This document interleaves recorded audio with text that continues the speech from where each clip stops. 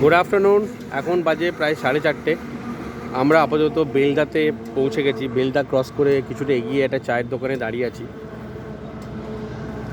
আপাতত আমরা এখন কলকাতার দিকে যাচ্ছি, খড়গপুর। এইদিকে খড়গপুর, এখান থেকে আর মাত্র কিছুটা বাকি। তো চা খাওয়া হয়ে গেছে মোটামুটি। আমাদের গাড়ি দুটো একটু রেস্ট পেলো। অরিন্দম দাঁড়িয়ে আছে, চা খাওয়া হয়ে গেছে। একটু অফিসের মেল টেলগুলো চেক করে নিচ্ছে।